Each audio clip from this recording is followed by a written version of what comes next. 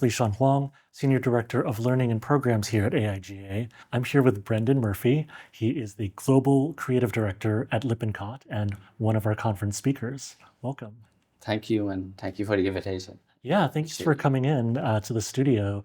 I'd love to dive in and maybe go a little bit deeper, follow-up questions on your presentation at the conference. In your talk, you share a bit about your life and career journey in design, and I think it's woven into your particular point of view now, where your topic is really about addressing the human algorithm, right? Especially in an age of social media and all of this sort of stuff. So can you tell us more about what you mean by that and why you chose this topic? Yeah, I think the topic is certainly in the ether at the moment. I think there's a tension between performance and creativity, and whether it should be one or the other. And obviously, there's a nice sort of hybrid between sort of both. But I think I'm of an age where I started in the industry pre-computer, and then as I said in the talk, pre-mobile phone, pre-internet, pre a lot of things. Yeah, pre-Facebook, pre-TikTok, right? Yeah. Hence my receding hairline.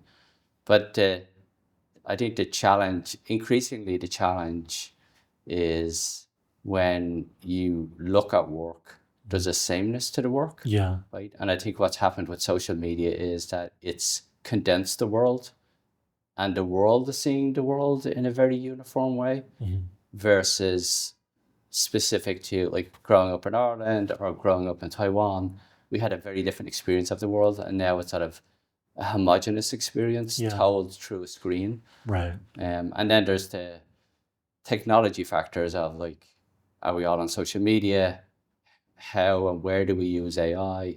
Do we cede control of our creative process to AI? Do we just prompt it and see what it comes back? And are we the editors of that content? So that's all. We're experiencing that at the moment and seeing that sort of in real time. You have clients asking us, well, can't we just, instead of shooting a commercial, can't we just do it in AI? Right. And certainly AI will allow us to do a lot of things that we couldn't do before. But there's something lost in the translation of working with a copywriter, working with a director, working with a team, getting a human response, the serendipity of that. And that's the magic, I think, of the creative process, not just sort of putting it out there in the ether and getting an answer, a fabricated answer back. Yeah, I think that's an interesting point you made about the sameness of things. It's almost a paradox that the world is more interconnected than ever. And just on the train ride down, I was watching a YouTube video from Japan, right, about Japanese food culture and stuff like this. So it's great that we have access to this, but then at the same time, it's the same references. There's certain AI is trained on the same things and kind of making very similar things, even though we think we're unleashing creativity, but also just creating more stereotypes. Yeah. One of our creative directors, Lee in London, reminded me that AI is trained on everything we give it. Yeah. And it's a mashup of that. And it's not necessarily the diamond in the rough. Yeah. It's the weird sausage. Yeah. It's a loop. It's like sausage made out of sausage. Yeah. And it's, I think the same is true of sort of when you step into any project and when you engage with a client, the danger is that it becomes the design that you bring forward is the design that creates consensus versus design that gives you goosebumps. Yeah. Right? And it's how do you navigate that process? Yeah, I want to connect that with your expertise because at Lippincott, you're all about branding. And you said in your talk that brands are more than just, that brands are characters, right? They're not just defined by their cover or their brand colors. Do you have some examples of brands that have successfully kind of become characters in this sense and transcended just the kind of physical aspects of their appearance? Yeah, there's some, amongst our own clients, so I'd use those as a reference and maybe some that are not particularly our clients. And I use the example of airlines, right, in the talk. When you look at Southwest, for example, and you think about the fact they made a conscious decision not to put screens on the back of the seats, right, to keep costs low. Right. The way they did their safety video, the way the host or hostess at the beginning of the flight would do the safety talk, right? Yeah. Like they allowed their personality to come through versus a rote form. And the idea of transparency, like everyone else is charging you for bags, we're not going to charge you for bags. And if you look at that across each of the airlines, whether it's Delta or Aer Lingus or Air New Zealand, each one of, in the airline industry in particular, I think they sort of lean in to their personality in a real way that other brands don't. And then, you know, I had mentioned that we tried to bring in folks from the outside to the studio, like once a month, once every couple of months, just to ground us in like what we're seeing or not seeing in the world. We had Andy Pearson from Liquid Death in, and he really talked about that idea of like they don't have a brand book, and we work in a world where that's what we do. Right. And the idea that, so the question became then, well, how do you evaluate whether something is on brand or not on brand? And it's like, well, we relate it back to the brand character. Mm-hmm. Like, would the Liquid Death brand character do this, say this, create this? And that's great. I think it works very successfully when the brand is small. As it grows and becomes sort of a macro brand, well, then that's a lot harder to do. But some brands like Guinness have done that very successfully by really understanding the ethos of the brand, right, and explaining that as they continue to expand in different geographies. Right. And yeah, Guinness is a great example that you gave as well of how it adapts to each of their local markets, right? I mean, even though it's like an iconically Irish brand, they kind of connect with the local culture. Yeah, and they even, I think Coca-Cola does this as well, but adjust the formula of the recipe in different markets to adjust to different tastes. Mm-hmm. But you can sort of see, like if you look at their marketing in Dublin and look at it in Johannesburg, it's a very different expression of the brand, but still remains true to what Guinness is. Right. And I think, you know, sometimes the challenge is, well, is Guinness Irish? Or does Guinness is Guinness an idea that belongs to different cultures? Right. And I think letting go of the Irishness and sort of distilling what the true character of the brand is gives you more room to grow in different markets and different geographies and have people, you know, connect with the brand in that way. Yeah. And so you give some advice at the end of your talk, and you encourage the designers in the audience to embrace their differences, to be black sheep.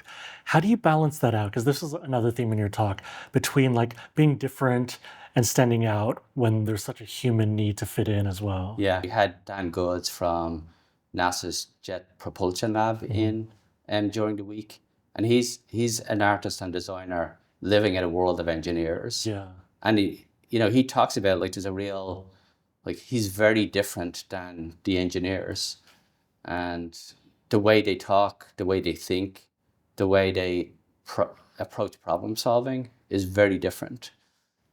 But he said like initially it was like quite difficult, but over time, as you start to look at problems and have a conversation and ask the question that leads to the question, people understand that actually there's a lot of commonalities there. The way you solve might be slightly differently. I think the trick is to learn to speak the language, but you can still retain how you think differently. It's just you find a common language to create the dialogue, to open the space to solve the problem, versus trying to solve the problem through the lens of that other person. Right, and especially when designers are such a small minority within that organization. Yeah, I actually had the chance to visit that design team at the Jet Propulsion Lab at NASA. In 2019, AIGA did our conference in Pasadena, California. Awesome.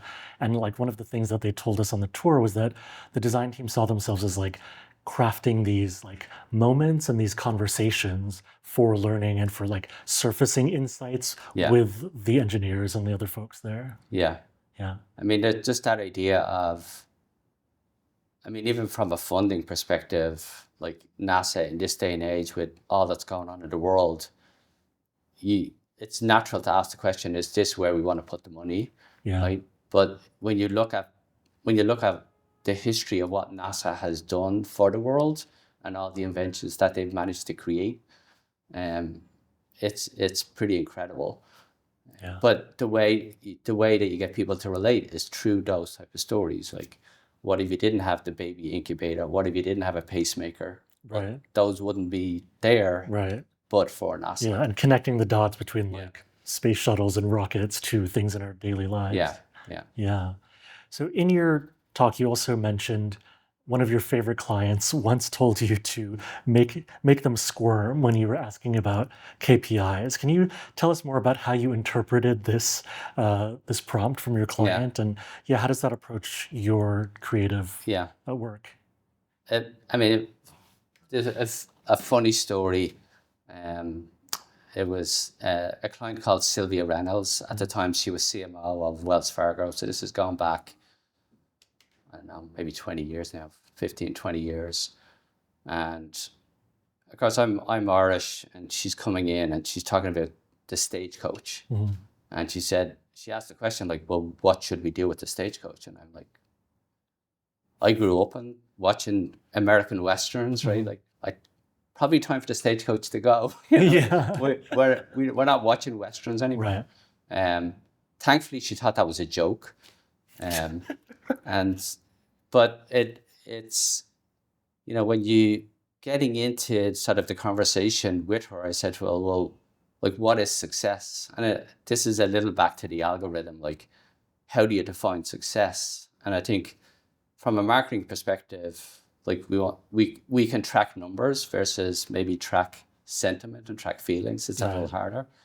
But she said to me, like, well, I'll know you did a good job if I squirm. Yeah. So what we did then was to sort of step back and say, okay, we're going to hire a bunch of illustrators and have them interpret the stagecoach through their lens. Right. And of course, like, illustrators and artists, they all have a very specific style. Like, a Craig Fraser has a very different style than a John Rush.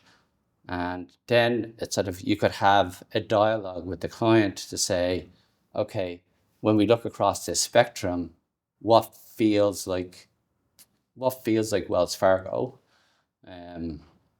One of the first ones we showed her was a cartoon, like a Looney Tunes version of the stagecoach, and she literally squirmed and said, okay, well, we've done our job appropriately.